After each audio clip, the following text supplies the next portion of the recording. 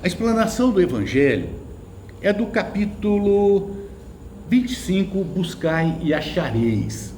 O título nós podemos ver que é Buscai e achareis. É um imperativo. Jesus está nos dizendo, lá no Sermão do Monte, nessa passagem, buscai e achareis. Mas o que é que nós buscamos? Quais são as nossas metas, os nossos objetivos? O que é que a gente visa encontrar lá na frente das nossas vidas? Porque hoje nós estamos encontrando o que nós plantamos lá no nosso passado. Será que o nosso presente ele é um presente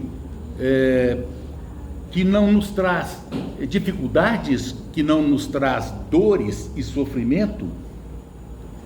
Na Terra, como a doutrina espírita explica, é um planeta de provas e expiações.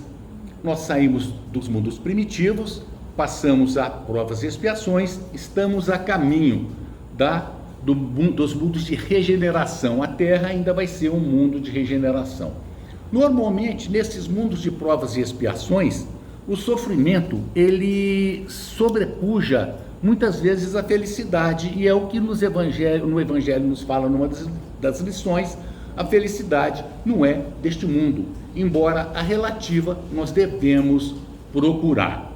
Então nós não vamos ver, é muito raro aquelas pessoas, eu acredito que não tenha problema, que não tenha dificuldades. Mas como nós estamos juntos um com os outros, nós estamos juntos para nos ajudar, para nos darmos as mãos e caminharmos juntos, buscando minorar, minimizar, fazer com que as nossas dores e sofrimentos se tornem bem menores, porque com o amor cobre multidão de pecados. O amor entre nós e o nosso amor para Deus e ao próximo como a mim mesmo faz com que a gente vá crescendo pouco a pouco para a luz, para a plenitude, que é o caminho de todos nós. Enquanto ele diz, buscai. Ora, nós sabemos o que nós buscamos para o nosso futuro? Nós sabemos o que nós realmente queremos para nós mesmos? Será o que nós buscamos é aquilo que realmente nós necessitamos?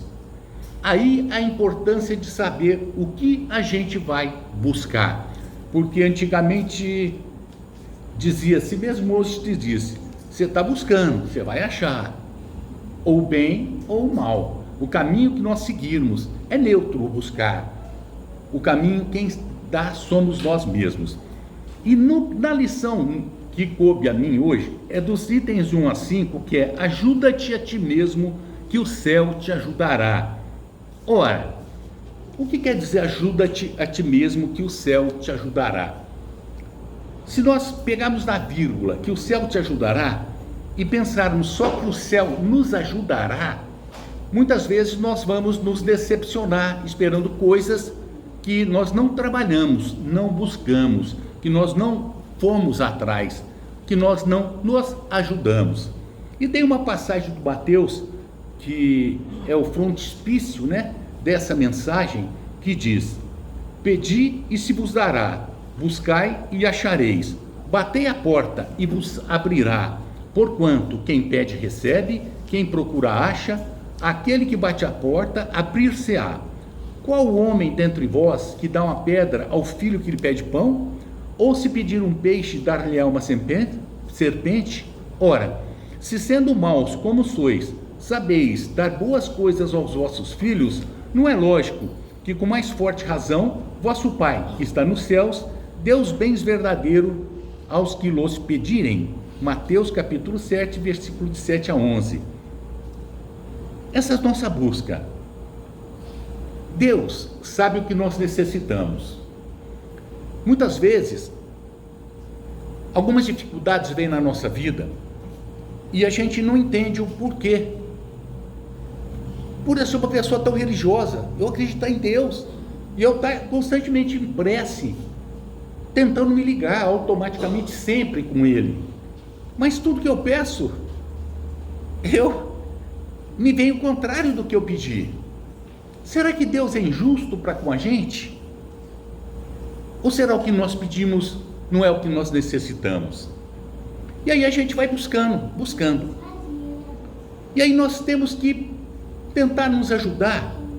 Ajuda-te a ti mesmo, colocando como que a racionalidade e o coração conjuntamente. Lendo o Evangelho e entendendo que muitas coisas que nos diz o Evangelho, ele tem que ser interpretado. E quando, em 1864, foi lançado o Evangelho segundo o Espiritismo, que é uma das obras da codificação espírita, que são 5 obras: Livro dos Espíritos, Livro dos Médiuns, Evangelho segundo o Espiritismo, Céu e Inferno e a Gênese. Quando o Evangelho foi lançado em 1864, seria grosso modo como o Evangelho comentado. Nós temos os livros de histórias comentados, nós temos os códigos civis, criminais, tributários comentados. É o Evangelho comentado por Allan Kardec. E nessa lição, os itens que tem, que são 3, que é: ajuda a ti mesmo que o céu te ajudará, observai os pássaros no céu e não vos afadigueis pela posse do ouro, todos são na interpretação de Allan Kardec. Não tem nenhuma instrução dos espíritos nessa lição, nesse capítulo 25. Então ele está interpretando o que quer dizer isso aqui. E nos itens seguintes, vai nos explicando o que quer dizer, o que nos quer dizer. E quando nós pedimos essas coisas, saber o que nós vamos pedir e buscar nós nos ajudarmos a nós mesmos, porque nós dependemos de nós, embora nós caminhemos com as pessoas.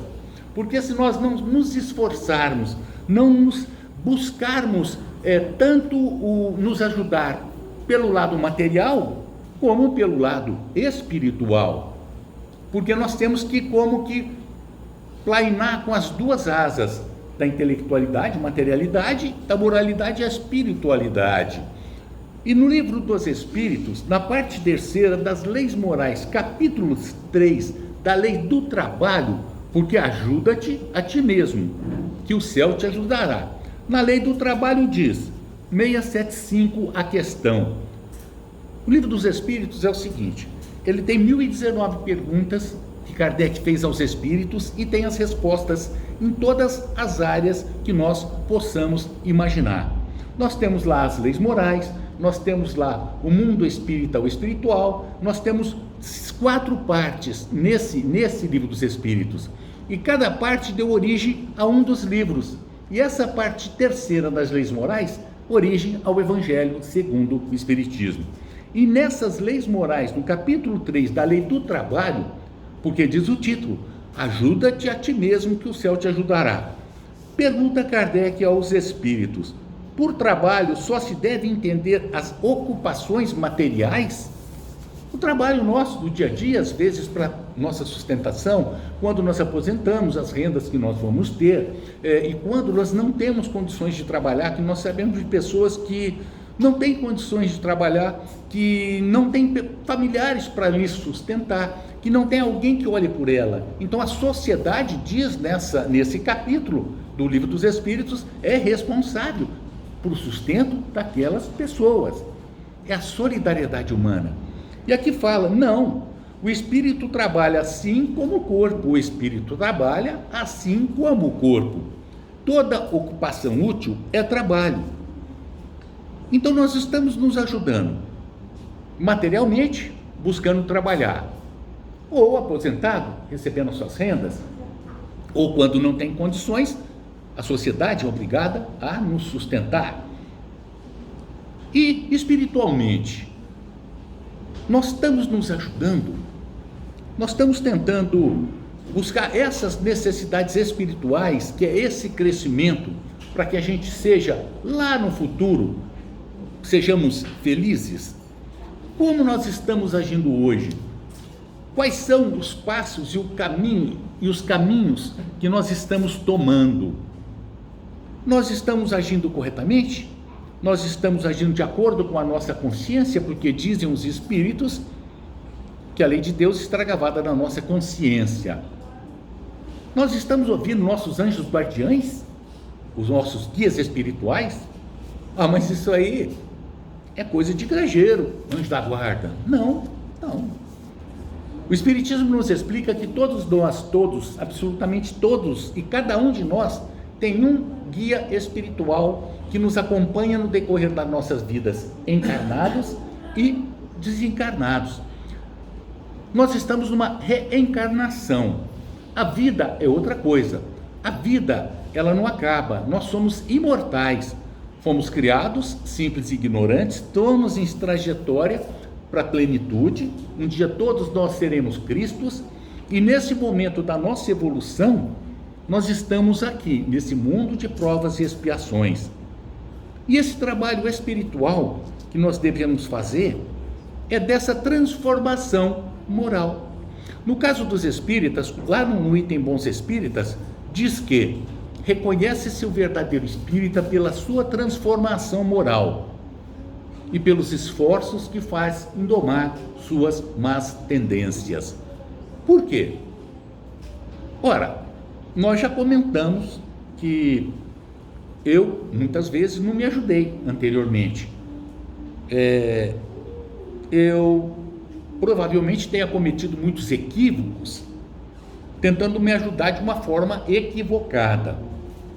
Hoje, eu estou colhendo os frutos da minha própria incúria, os frutos daquilo que eu plantei.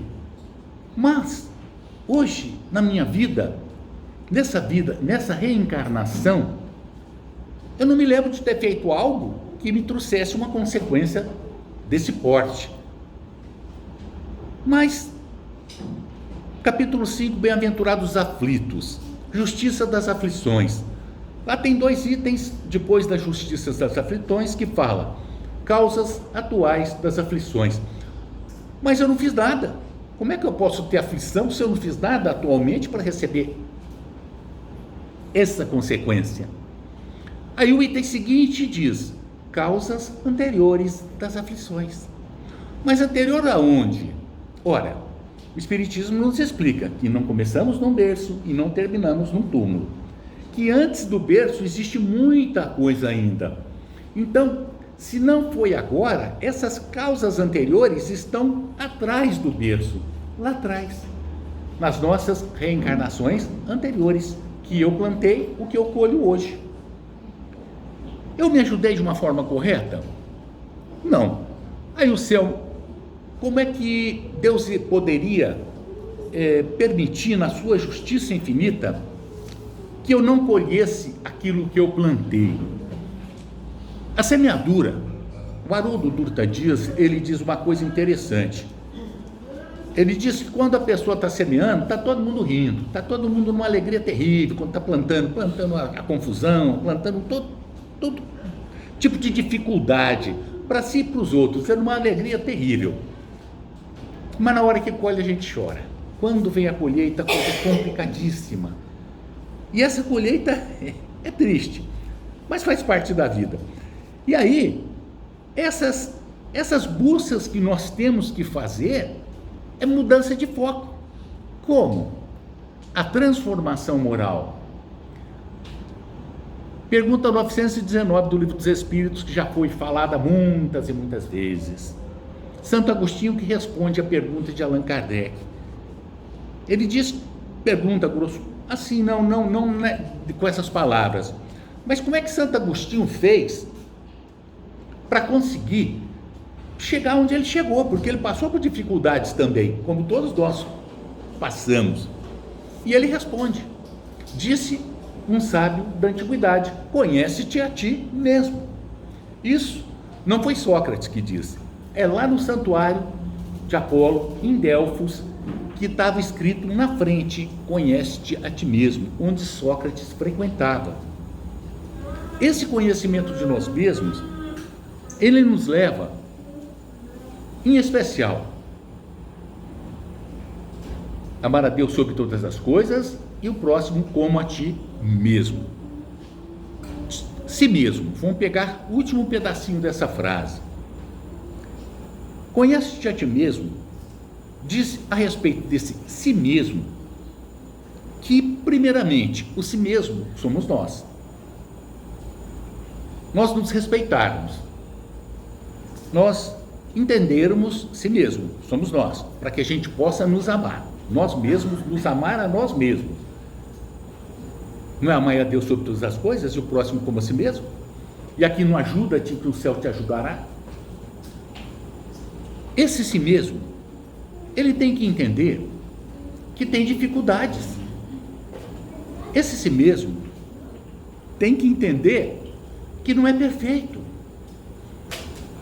que sofre, que comete erros, que vai errar, porque através dos erros é que o si mesmo vai aprendendo e vai se educando. O que são as reencarnações? É a repetição muitas vezes de muitas coisas que nós nos equivocamos reiteradamente, mas a gente repete. Vem a dor, a gente tenta, vem a dor, a gente caminha, mas a dor é castigo de Deus? É uma maldade? Não, é um método educativo que nós próprios plantamos nos nossos pés, jogamos pedras e vamos passar por esse caminho.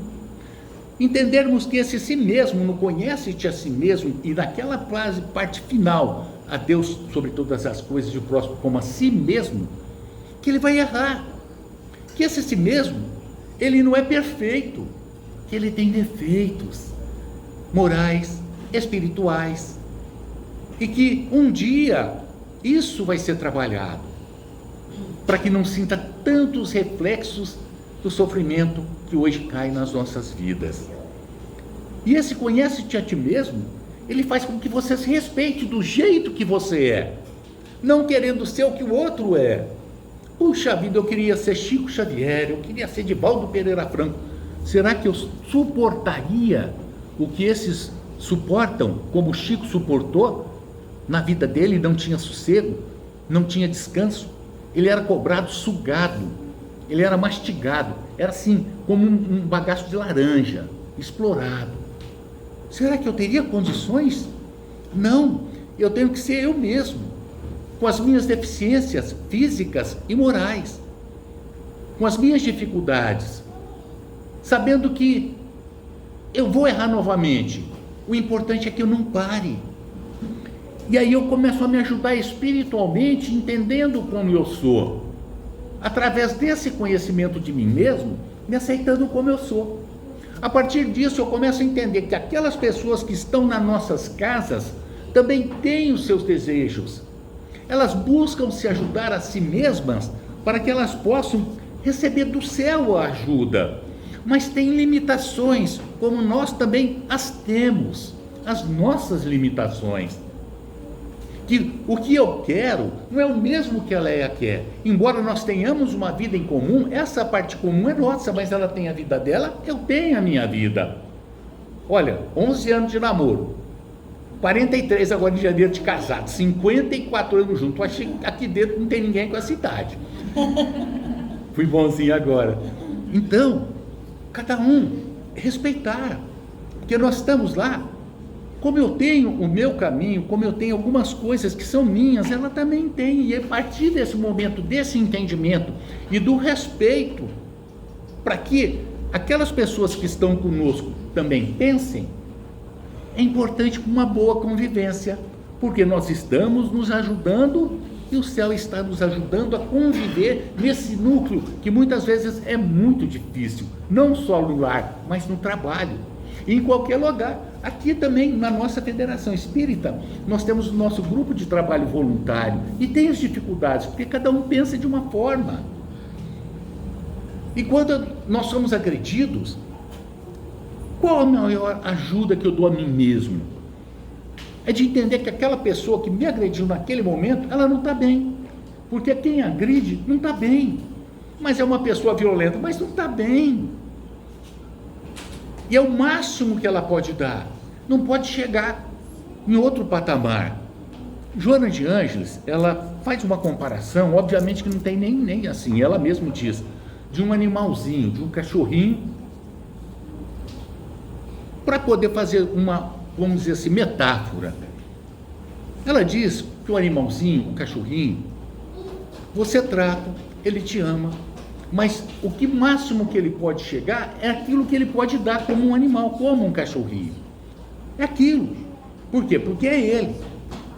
A mesma coisa quando uma pessoa te agride, não vamos, obviamente, comparar com um animal, mas é o máximo que aquela pessoa pode dar, é onde ela conseguiu chegar. Ela não conseguiu chegar a mais. É difícil para a gente? É muito difícil, mas muitas vezes o difícil somos nós. Aí o conhece-te a ti mesmo, de saber que nós estamos causando alguma diferença, que nós estamos causando algum atrito, que nós estamos causando o desequilíbrio. E muitas vezes, hoje eu ouvi numa palestra do Rossando Kinge, eu ouço todo dia uma palestrinha de manhã, ajeitando lá a areinha dos gatos, sujeirinha, tal, trocando água, né? E ele diz uma coisa, que por mais que você tente, muitas vezes uma relação tóxica, violenta, extremamente, e que não tem como ser mudada aquela situação de violência extrema e tóxica, não tem como você manter uma relação dessa forma. E aí a pessoa fala, não, mas eu sou espírita, e o meu compromisso é com essa pessoa até morrer. Muitas vezes não. Imagina, nós temos o capítulo 22 do Evangelho segundo o Espiritismo, que é da indissolubilidade do casamento. E lá fala da indissolubilidade e fala do divórcio. O que diz lá? Que quando chega num determinado ponto, que a relação está tão violenta, mas tão grave, que pode chegar, isso já é palavra minha, à morte, ou numa violência constante, em que a pessoa não tem sossego nem para dormir, obviamente que é cabível, porque senão não tem condições de manter aquela relação. Você está se ajudando, você está se respeitando, porque em determinados momentos, o respeito é esse, a nossa dignidade. Mas como discernir isso? Esse estudo de nós mesmos, esse estudo constante que devemos fazer de nós mesmos, para que a gente possa crescer, para sermos felizes. Hoje, colhemos uma semeadura que foi do passado, hoje é a colheita. No futuro, a colheita vai ser a semeadura do presente.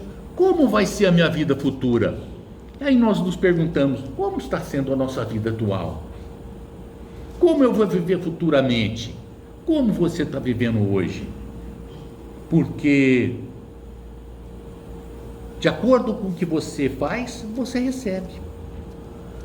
E é sempre importante guardarmos as lições de Jesus, quando ele nos diz, façai aos outros o que vos gostaria que vos fizesse.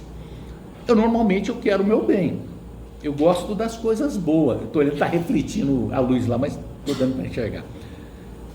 Eu gosto que as pessoas me tratem bem, eu quero o meu bem, eu gostaria de todo o melhor na minha vida. Mas se eu gosto disso, quando eu não gosto disso, pode chegar uma patologia. Então por que eu não trato o meu próximo dessa forma? Aí nessa pergunta 919, conhece-te a ti mesmo, tem um azinho, 919A. Kardec pergunta para Santo Agostinho, tudo bem, a gente conhecer a nós mesmos, mas normalmente a gente, isso é só nas minhas palavras, a gente tem mania de escamotear, né, aquilo que a gente é, né? Muitas vezes a gente quer conhecer a gente mesmo, mas finge que é aquilo que a gente não é. Ele fala, tudo bem, você se coloca no lugar de uma outra pessoa, vou me colocar no lugar da Leia. E aí, a Leia é eu, sou eu.